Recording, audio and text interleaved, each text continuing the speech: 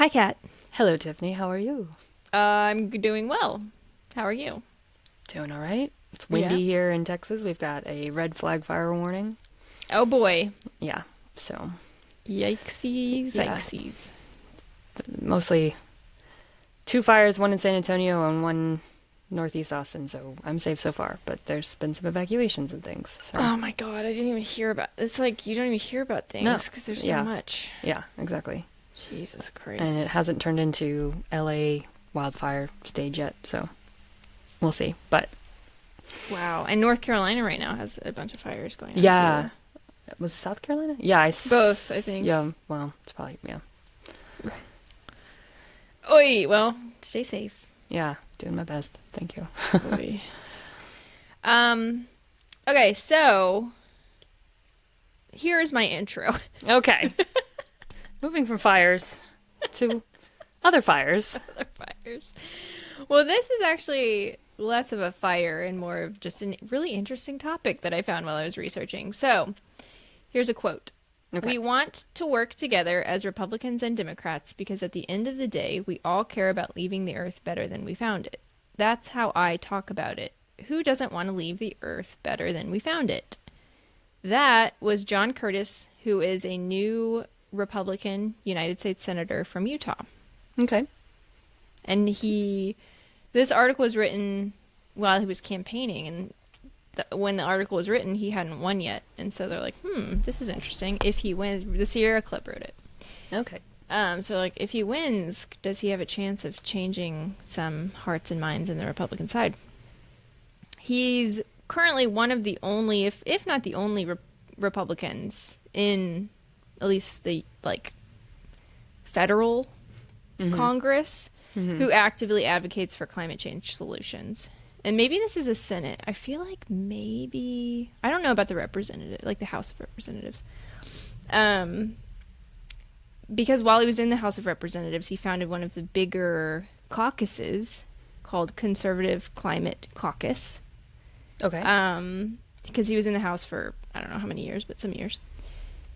That caucus is popular and is also very much about free markets, including oil as part of the solution. Part of the solution, right? Mm-hmm. But not totally getting rid of oil. But it does focus on reducing emissions. And in that caucus, they believe that climate change, they do believe that the climate is changing. Okay, so that they don't call it a scam. Yeah. That's something. And that decades of a global industrial area, oh my gosh, can I talk? Of a global industrial era that has brought prosperity to the world has also contributed to that change. So that's believe interesting. in human-caused climate change. Okay. Yes, but this is rare in the Republican Party, at least outwardly. So what can we do about climate polarization? Ooh, okay. I'm realizing that it may be a political issue, yes, but it's also a marketing issue. Dun dun dun dun. Welcome to Greening Up My Act.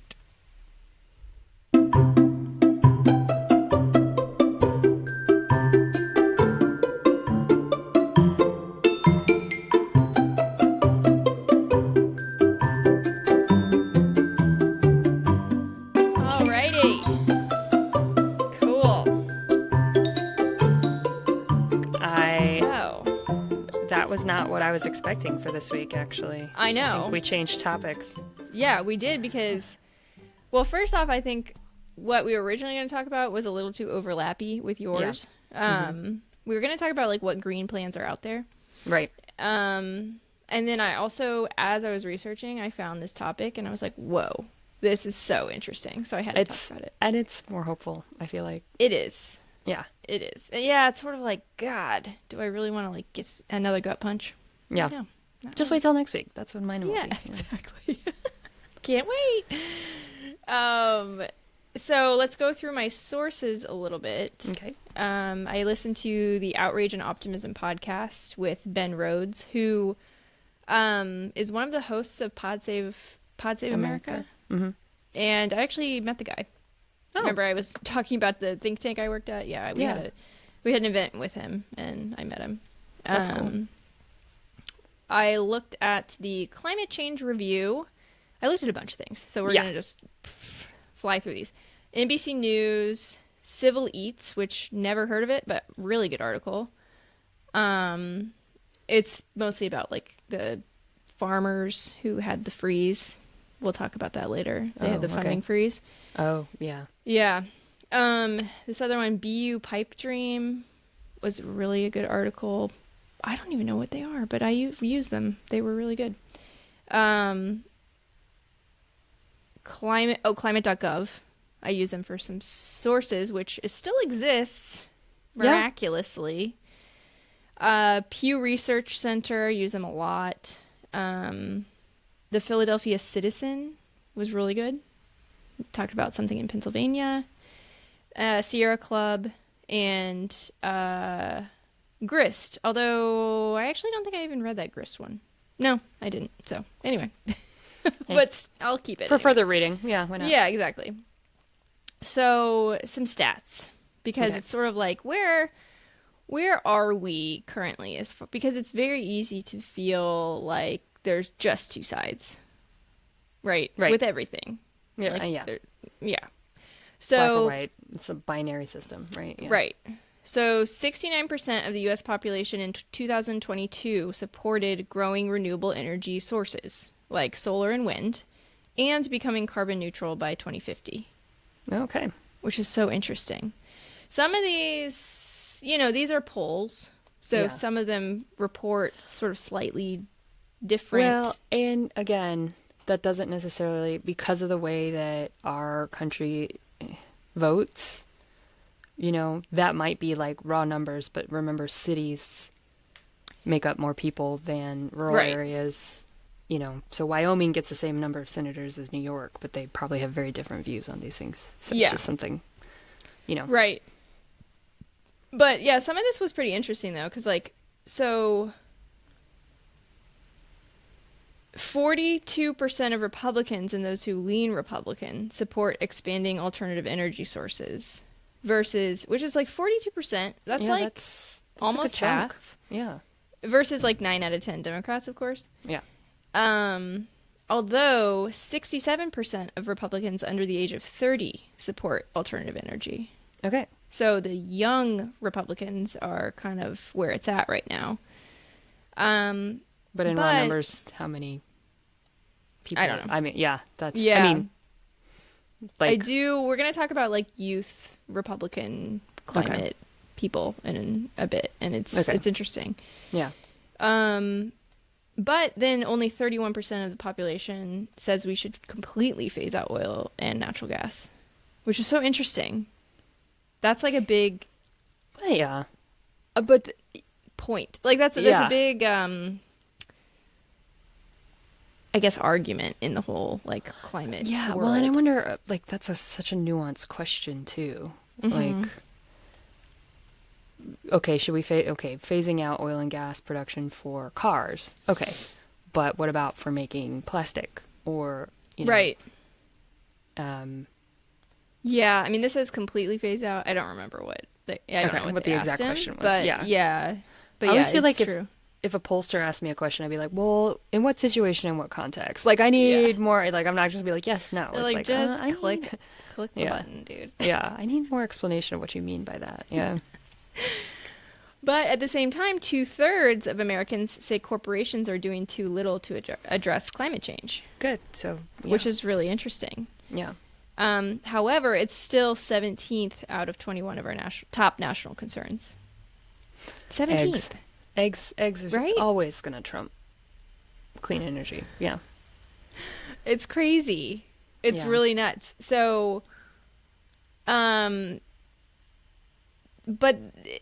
majority of Republicans do actually support environmental policies like planting trees, providing tax credits to businesses for the development of carbon capture, tougher restrictions on power plant carbon pollution. So my sources say that most Republicans support acts like that. Okay. Which is so interesting. Yeah. But then NPR polled a bunch of people, and found that 70% of Republicans think climate change specifically in that phrase, is either a minor threat or no threat at all. So, yeah. So that's interesting. And that's why, as mentioned, I think it's at least partly about the marketing. Wow, interesting. Yeah, which makes a lot of sense. Mm-hmm. Wow, okay. Yes, I see where you're going here. Mm-hmm. Okay. Sorry, I'm trying to adjust my pillow, and I realized I do want it there. Okay. Okay. I do want it there. I do want it there. Okay. I see where you're going. Okay. Yeah. It's very interesting. So I found a quote, or a couple quotes, by Carly Matthews, who is the vice president, she's young, vice president of communications with the American Conservation Coalition, which is an organization of young climate-conscious conservatives. Okay. Say that 5 times fast. Yes. Climate-conscious conservative. In the past few years, she says that environmental rhetoric morphed from protecting the environment, quote unquote, to preventing climate change. Mm-hmm. So we stopped talking so much about protecting the environment, started talking more about preventing climate change. And she says because of this, well, not because of that necessarily. She says progressives took the climate issue and really championed it and had their own solutions. Mm-hmm. Rather than coming to the table and offering distinct solutions, Republicans retreated and didn't acknowledge the issue at all or denied it. Okay. So she's blaming Democrats, which is, one way to look at it. Okay.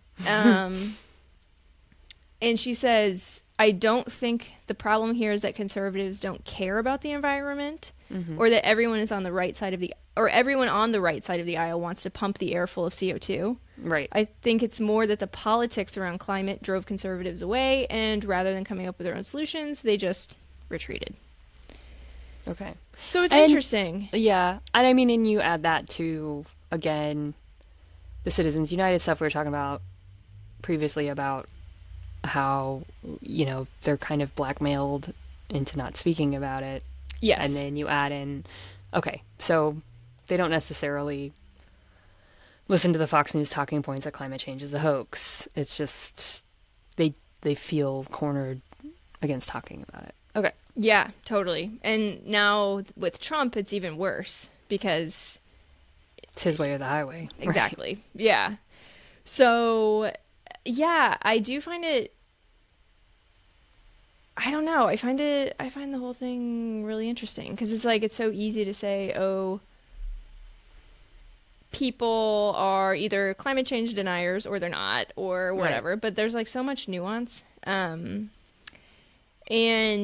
I wanted to talk about the history of climate polarization and kind of like how we got here, because it seems like it's always been like this, but it hasn't. No, like you were talking about in the Citizens United, that Nancy Pelosi and Newt Gingrich did an ad together. Like we forget, yes, that it was such a contentious point.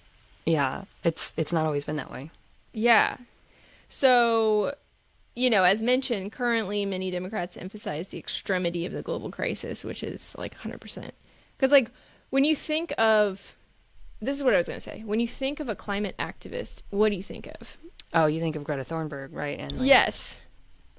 Or someone chaining themselves to a tree, or yes, yeah, or somebody who doesn't wear shoes, or somebody who Dr. Bronner soap. Yes, that's all. They drink it. Yeah, they shop at Whole Foods or natural grocers, and Roots. Yeah. Whole Foods is even like that's way too corporate. Yeah. But yeah. So it's like if there's a whole movement, and I think that in some ways is even alienating for Democrats, because like absolutely. If you don't identify with it, then and I think that's kind of what this whole season has been about, is that climate action for non-activists. Yes. Right. You're not out in the street marching with your grass. I think my internet just pooped out, didn't it? Are you going to come back? That's the question. All right, let me use my Okay, I'm back. You're back. Sorry. All My right. internet just disconnected. It decided it was time. Oh, okay. Well, it's funny you Sorry. didn't disappear. You just I just said, froze. yeah. Okay, well, that'll be easy to edit out then. Yeah, I put a clip now that I discovered this mark clip thing. I Cool. just marked it. Um. Okay, you were saying that if you can't identify, Yeah, if you're not like, I'm not ready to march on the street with my hand sewn grass made hemp fabric, I'm not, yeah, I feel like it's kind of the thing you say about any movement. Like you say, well, maybe you're a climate activist, and they're like, well, I'm not going to quit showering, yeah, and it's like, well, that's a misconception about what that means. Things like that. Yeah. yeah, yeah, and like maybe it's time. Well, not just maybe, it's time that more people identify with it. Yeah. So, I mean, we need to figure out how to make that happen. Yeah. And luckily, we're marketing writers. Yeah, so we look at us. Yeah. But first, so I wanted to get into. Let me see when a good break time would be. Oh, I don't think this is gonna be that long, actually. Okay. I was worried it was gonna be like insane. Yeah, we were long. like, that's the problem with notes is that they condense. Yes, exactly. Yeah. So yeah, let's get into. Let's get into the history of climate Okay. polarization. Okay. So, like I was saying, currently many Democrats are. Our talking points are the world is ending, which I don't disagree with any of this, but it's like, extreme weather. We are doomed if we don't act now. Just like a lot of very catastrophic talking points. Right. While Republicans are on the other side, and they're claiming that climate change is a liberal hoax. Mm-hmm.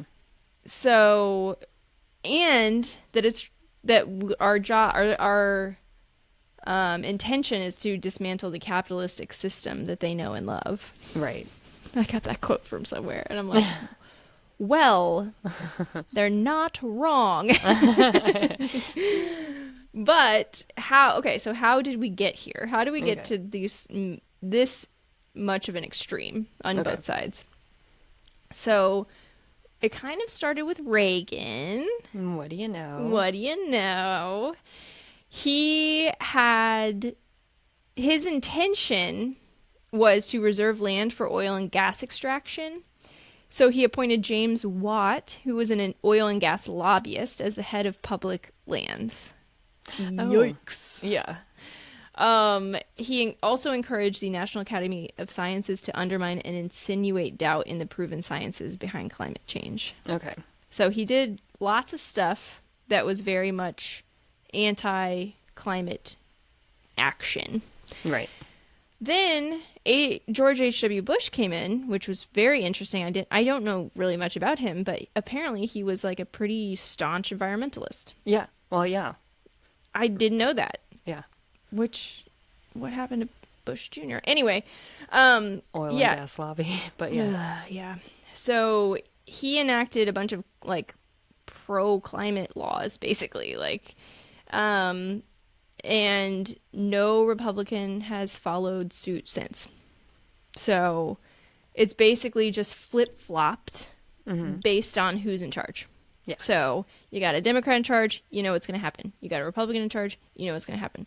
Not necessarily anymore. You know what's going to happen. That's what I was going to say. But we you know never what I know. mean. We don't know what's going to happen anymore. We don't know what's happening next in the next 2 minutes. And actually, I think tonight is his speech, but I'm going to just listen to the highlights later. I read, don't even want to do not that. listen, read. I'm going to look at headlines and gloss over them as fast as I can. There you go. That's not a bad idea.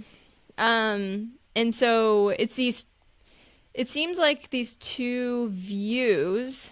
So one side is this like, it's like the environmental, but it's more than that. It's like, because I wrote environmental versus economic, but it's also like, there are a lot of Republicans who are pro environment. You know what I mean? Mm-hmm. So I don't even think it's fair to classify it that broadly, but Republicans began viewing climate change as a threat to the economy.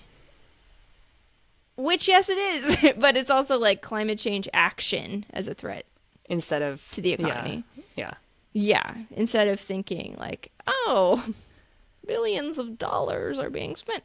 Yeah. Anyway, so then Republicans have openly accused climate legislation of attempting to dismantle the capitalistic system, because climate change questions the nature of our current economy, which is true because for decades we've been just going after an endless supply of resources for economic growth. And the very belief that this has caused wait, what is this? And this is, oh yeah, and then obviously environmental degradation came from that, from our just Consumer never based. endless growth. Growth. Yeah. And evidently addressing climate change requires the need for a different economic approach to resources, which is not wrong, right? Correct. So, but for Republicans, that's viewed as a threat because they don't like change. I mean, that's sort of like your conservative. Yeah, your you want things. classic. Yeah. And I'm not even shitting on anybody. It's just like the truth that if you have a more conservative mindset, you are less open to change. Mm-hmm.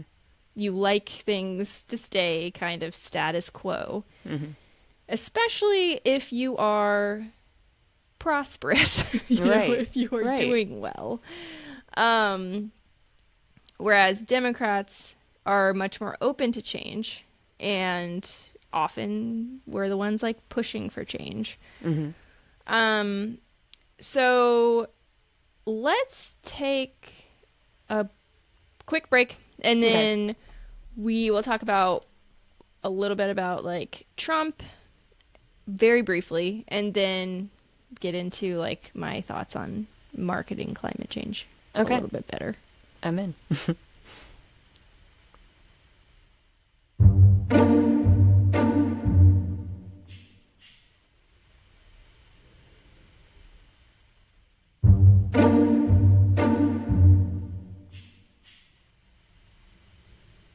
All right.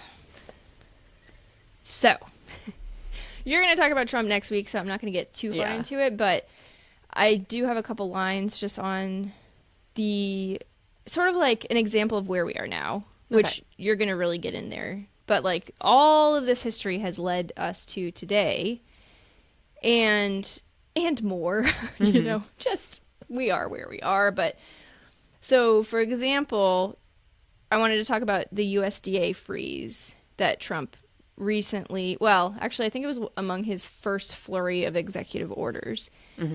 He cut funding for a lot of programs, and this is specific to the USDA. I think it applies more broadly, but because their names said climate. Right. So there was one example, New York State had the climate resilient farming program, and it was cut at least in part because the word climate was used in the grant. Right. So it was targeted because of the word climate, even though these programs or this program, it was super popular on both sides of the aisle. So, yuck. And it was to like upgrade watering equipment, and I mean, it wasn't like you're gonna find it wasn't like it was switching out your John Deere gas powered tractor for an EV from a Chinese company. It was like right. Well, depends on the program, but yeah. But it wasn't. No, I know, and we're gonna talk about that actually. Yeah. Because it's like it's just kind of like, so climate, the word climate, I think we may have to stop using it if we want this. I mean, okay. Yeah, if we want to make any sort of headroom, because I think we can all probably agree that it's going to take all of us together to actually get anything done, which is like, yes, of course it is. Look how stalled everything is right now. Right. And the word climate is just so It's polarizing. charged. Yep. Oh my God. Yeah. You say anything about climate and it's just like, People's eyes glaze over. yes. Yeah. And or their hair sets on fire. Or they Yes. start foaming at the mouth. Yeah. one of the three. One of the Yes. three, for sure. So, maybe it's time to market these ideas better. So I kind of looked into, like, for example, the states have these climate action plans. And hang on a second. Sorry, I had to cough. No, it's okay. I've been doing it. If you're know. watching on YouTube, it's just me muting and coughing every day. Yeah, I know. As It's the like, wind blows into my eyes and lungs.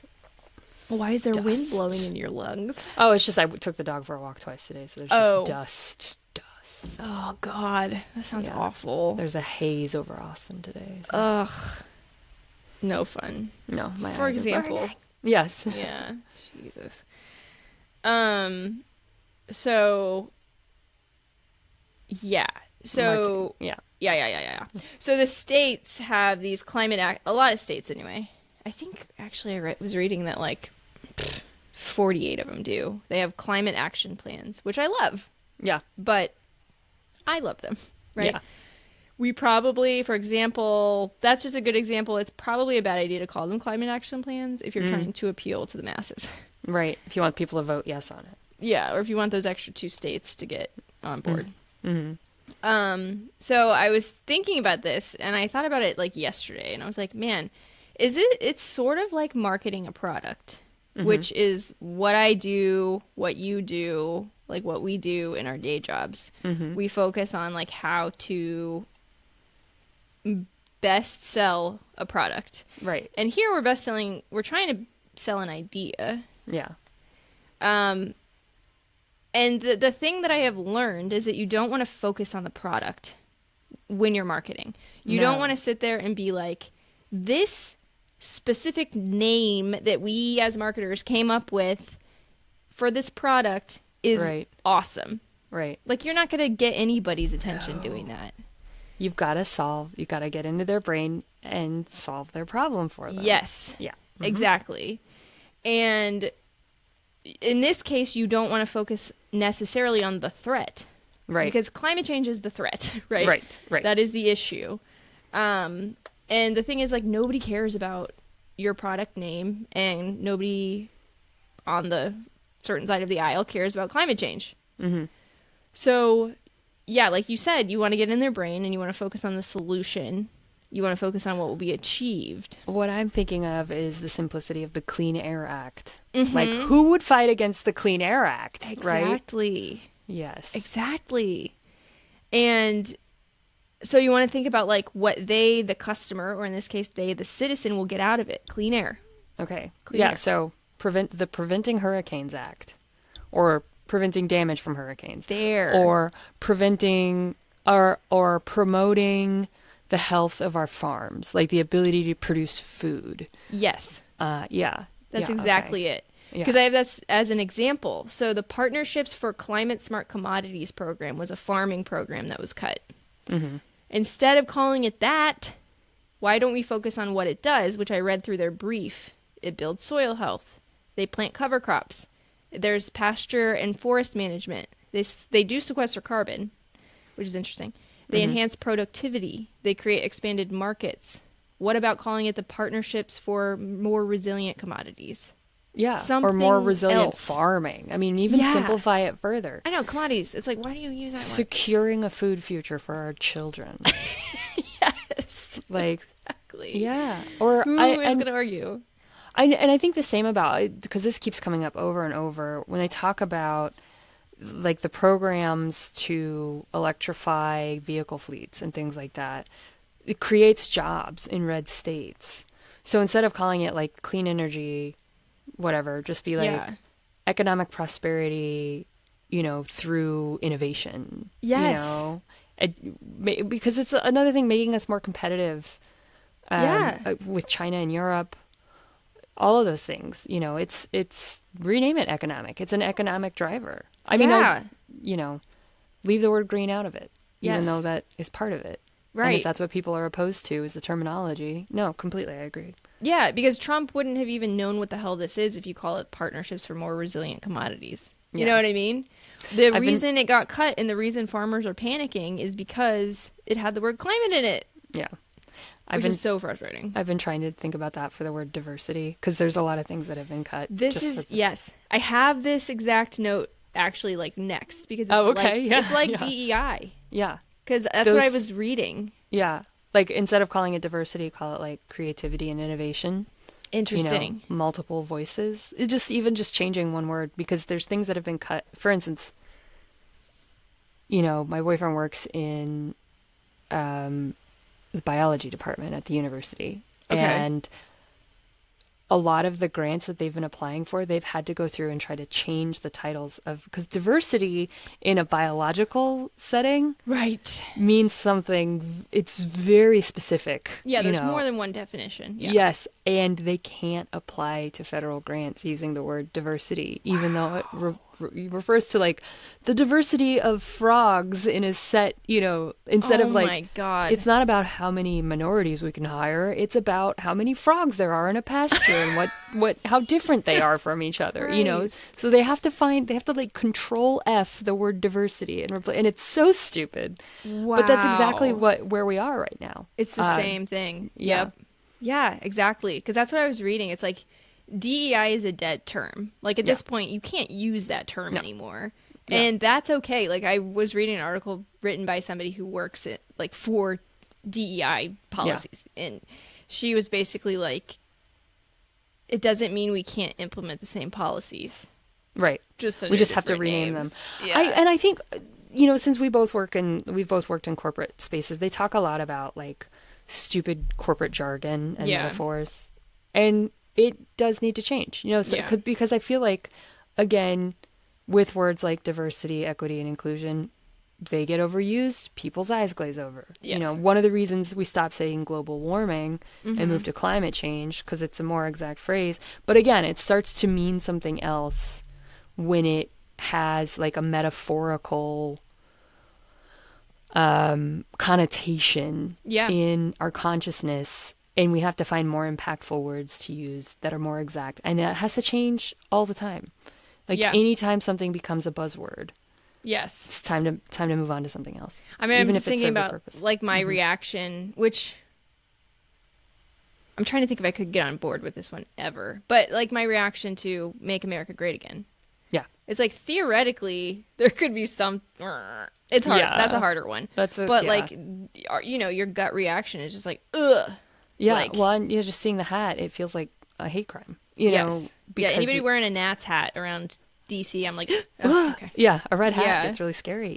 Which is, again, it's become a cultural metaphor, and it means something different to different people, and that's a scary thing. I agree. There's a lot of those out there. Yeah. Yeah. So it's really interesting. Whereas it's like making America great, like cool. You know what I mean? Like, again, is the hard part. But anyway. I mean, make America great, period. Yeah. Let's make America great. Cool. I mean, I don't know what again refers to. We don't. Nobody does, really. Yeah, that's kind of a dog whistle. But, right. Make America great, period. Right. Yeah. It's so interesting. Yeah. So yeah, it's funny that you said that because I was going to make that exact, I think that's like a perfect analogy. It's like the DEI. Mm-hmm. And then I wanted to end on like a inspiring note, I guess you could say. I like inspiration. Yeah. So of just like a bipartisan example of one nonprofit that's used by like a specifically bipartisan climate plan. Like that's their goal. Mm-hmm. It's actually called the Pennsylvania Bipartisan Climate Initiative. Actually, and we don't like that word climate, but whatever. Right, exactly. Call it something else. Mm-hmm. But they said that they specifically used the word bipartisan in their title because that was their goal. Cooperation, which they love. wanted people to be open and feel welcome. Non-combative. Yeah. Yeah. And so it's a nonprofit that aims to educate the population, and this is specifically to Pennsylvania, but Mm. we'll get into how it's actually broader than that, on how to use the Environmental Rights Amendment. Okay. This I'm interested in. Yes. So, because I was like, did you talk about this at all in your episode? Because I didn't want to cover it if you did. But Hmm. so this was a Pennsylvania amendment from 1971 Okay. after a series of mining disasters and other things had happened that guarantees clean air, water, and the preservation of natural resources for current and future residents of the Commonwealth. Oh, I like that. Okay. Isn't that so interesting? Yeah. But it's from 1971. Nobody really used it. Barely anybody even That's knows about it. yeah. So the entire goal of this nonprofit is to teach people how to use it, to That's stand cool. up for their rights, basically.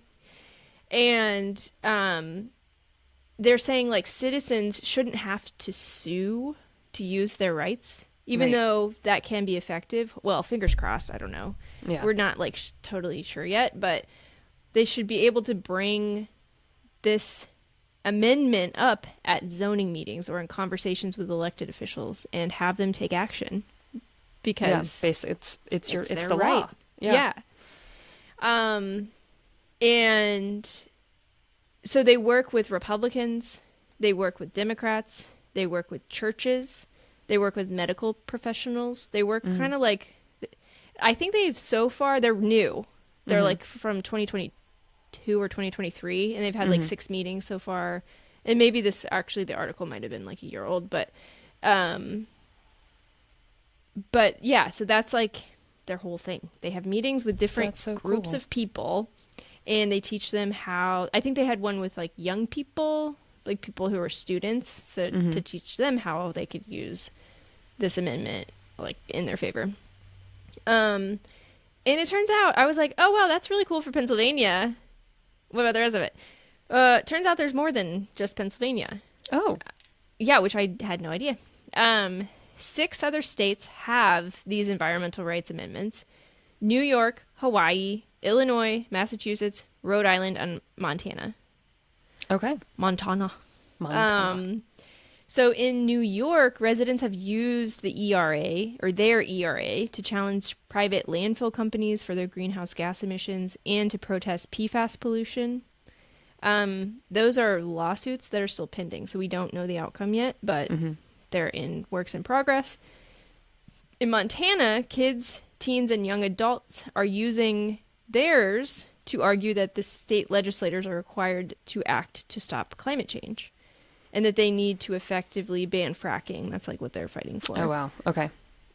So, and California and New Jersey, their legislatures are currently considering their own ERAs. So they're expanding. Maryland doesn't have one, which pisses me off. Yeah. I'm kind of surprised New Mexico doesn't have one. Yeah. Oh, Michigan, Arizona, and New Mexico have Okay. considered them in the past. Okay. So they didn't make it through, but they have considered them.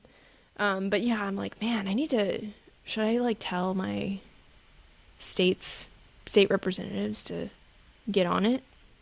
On a Yeah, I Maryland wonder. ERA? But I just thought that was really a cool example of a nonprofit, a group, whatever, an effort to make America great again. No, just kidding. Yeah. Make climate change cool again. Yeah. MCCA. Yes, exactly.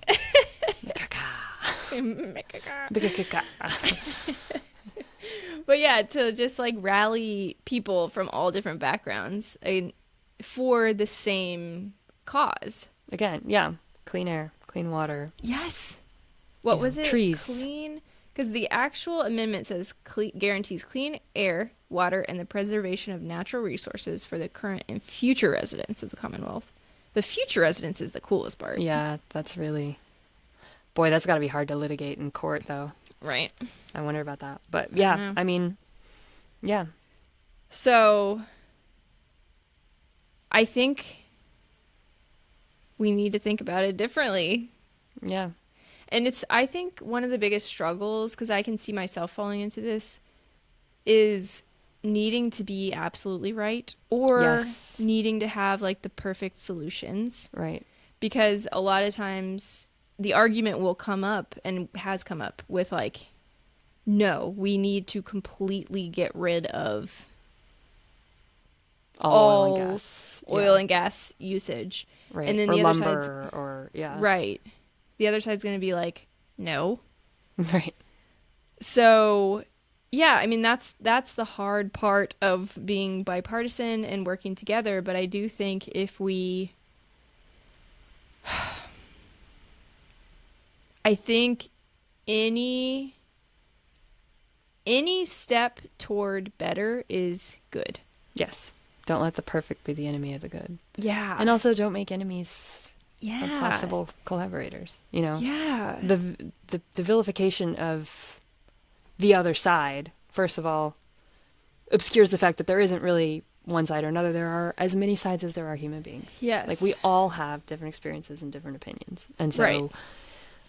you know, again, yeah, I think yeah, that's a really modern sentiment. This need to, I'm right and you're wrong and I have to prove you wrong. It takes up is. way more energy than, okay, well, what do we have in common? You know? Yes. I think And it's social media plays a big social media, part. and also, like, let's be honest, Russia and China have been trying to get us to do this to each other. No, really. Since the Cold War, you know. Yeah. So yeah, they benefit when we all fight in fighting. You know, when our Congress can't do anything because it's just you're right, I'm right, you're wrong, you're evil. Not only are you wrong, but you're evil. Yeah. You know, and we can't even talk about things as a society, as a legal system. You know, there's no this disintegration of the common ground. Is we do it to ourselves, but then you know there's all kinds of factors that feed into it, and I agree. And it really does. I get my hackles up. I have a hard time with it too, but when someone says, "Oh, I can't talk to so and so anymore because they voted for," Same. because I feel the same. I'm like, I don't know. I feel this moral. You know, I'm like, you don't see this as like a Yeah. moral obligation and a moral issue, and you know, like, but at the same time, you know, when I'm ready and I'm not so angry, you know, and to say, okay, well, what do we agree on? You know, what do we agree on? And you can find something with anyone, and that's so much better than just hating everyone all the time, you know? Yeah, but then a lot of people, at least on the left, probably on the right too, now that I think about it, would villainize you for thinking that. Oh, 100%. And I struggle with that so much because it's like, maybe they're right, you know? Like, maybe they're right. I don't know. But Yeah. I have family, like my close family members. I'm not going to, have I called them less recently? Yes. But I'm not going to completely cut them out of my life. Right, exactly. I have to take time. I'm too charged to talk about certain issues, Yeah. for sure. It's not even worth, it's so pointless for me to talk to my family members about Trump. It's like they're coming at it exactly from where I'm coming at it, where they're like, they can't believe that I didn't vote for him. Yeah. So because they're there, it's like so pointless. Yeah. But that doesn't mean I have to cut them out of my life. You know what I mean? Right. And I And really hate just, it. Just because somebody voted for Trump, and I hate to say this, I know that just because somebody voted for Trump doesn't mean that they understood or Yeah. agree with every single thing he's done. I know. A lot of them, you know, and I think about that, like, if I voted Democrat in the past, like, do I agree with everything Right. that any single politician has done ever? No. Yeah. You know, have I preferred one over the other because of certain things? Yeah, for sure. So yeah, that kind of understanding of that, like, painting people with a broad brush, especially because of political polarization, Right. just makes us weaker as a people. Yeah. I totally agree. Yeah. Because then it's like they don't have any liberals anymore who are like, you know, in their daily lives. Yeah. So if I cut myself out from my family, they're not going to have I don't think they would. Well, that's not true. They would know some liberals, but like, I don't know. There are people on Facebook that I went to high school with or whatever, and I Yeah. specifically make it a point to like still talk to them, even though they're like raging conservatives, Yeah. because partially because I want to be like, hey, I'm not evil, even though I know you think I am, or at least it's easy Right. for you to like classify me that way. I'm a person, Yeah. and I think it like goes both ways. Yeah.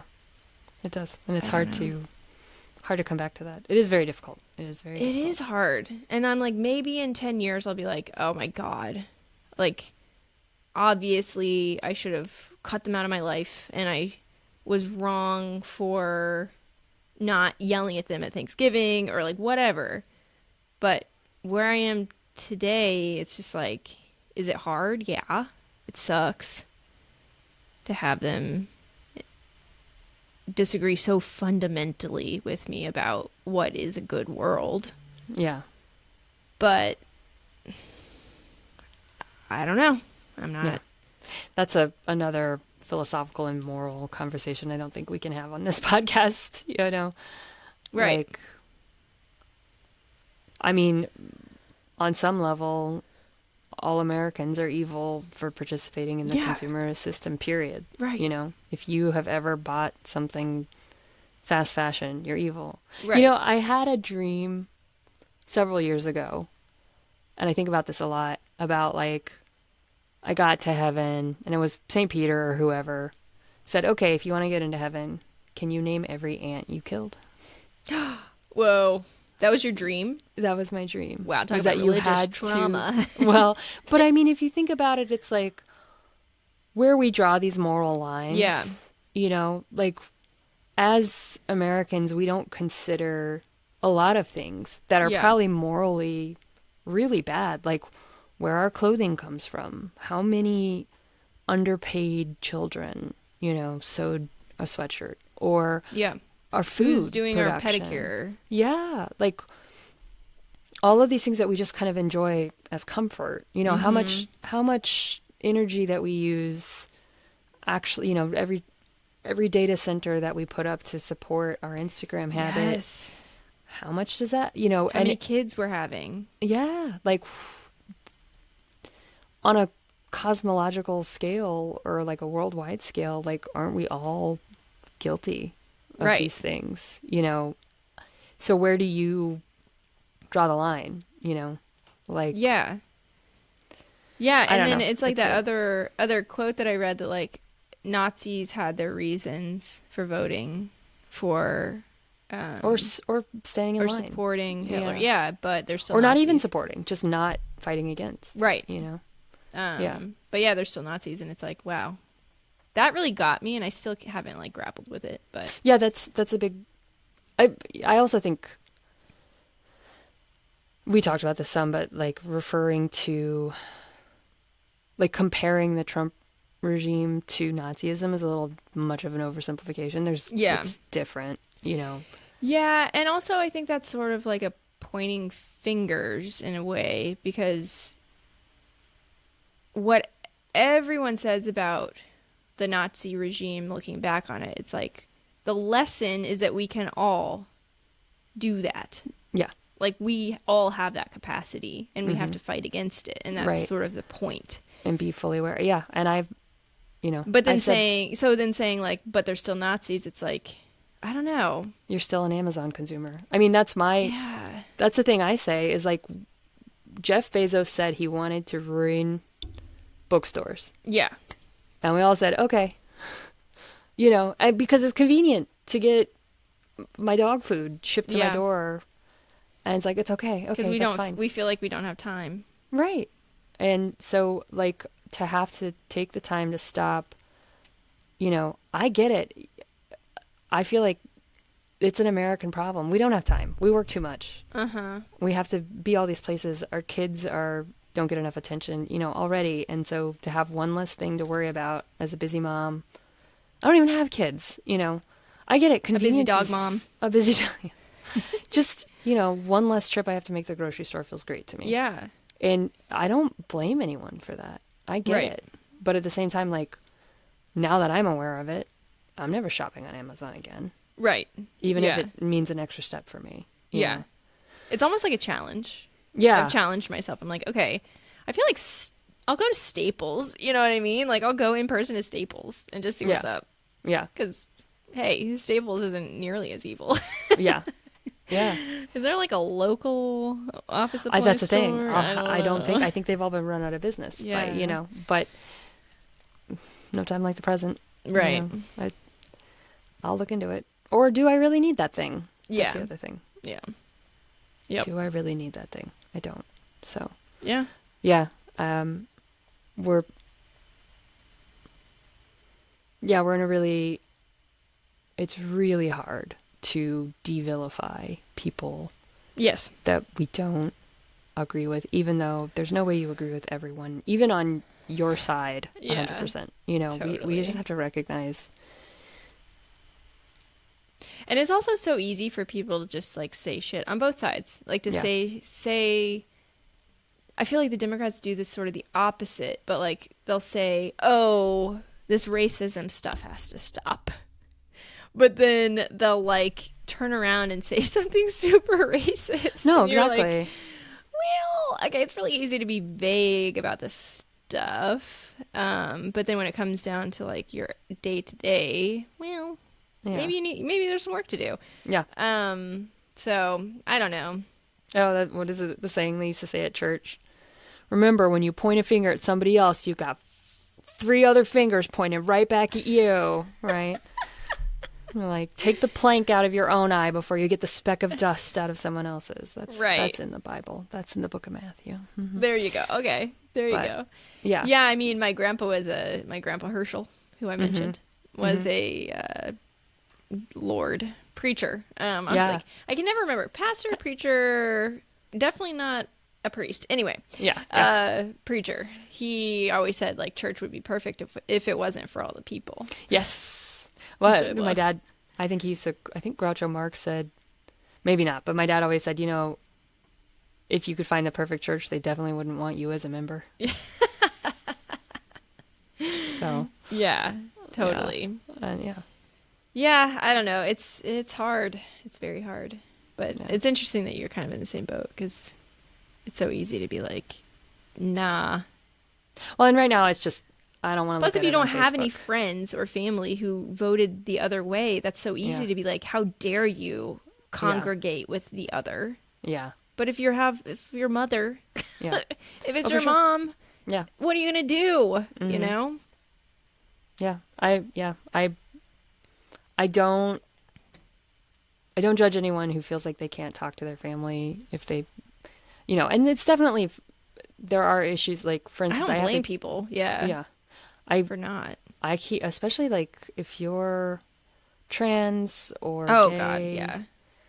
like there's, or, I mean, there's a lot of eugenics stuff that's Right. going around in Trump circles, and that's dangerous. And No, I'm not saying anyone should. Well, Yeah. I guess we are kind of saying that. yeah, But I'm not. Yeah, I'm not saying. No, you're You- right. you set your own boundaries, I think, Yes. is what we're saying. Yeah. And Totally.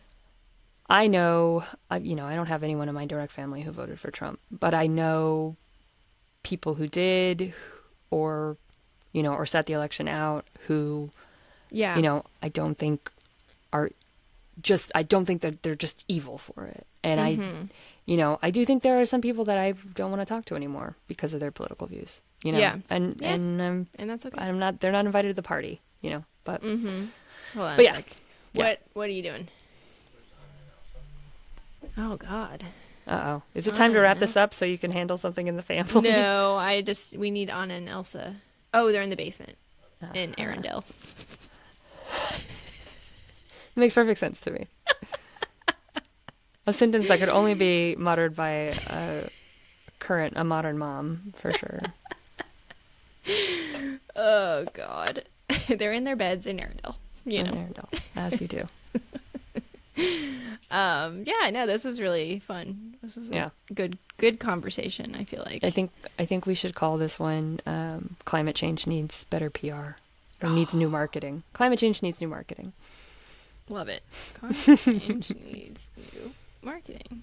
There's like a whole joke in like former Christian circles about like Jesus needs new PR.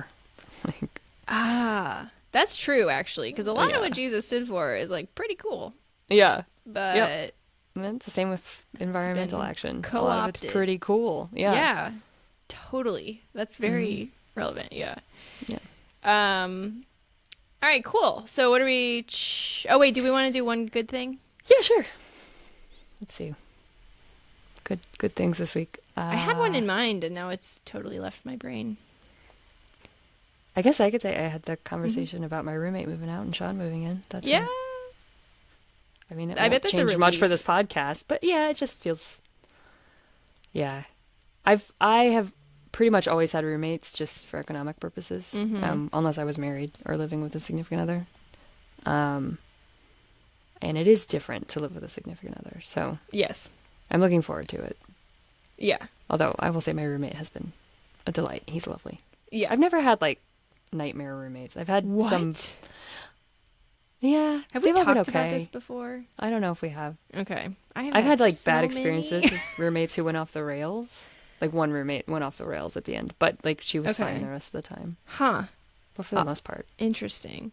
I wonder if I'm the nightmare roommate. Maybe that's. No, I cannot imagine that. I don't know.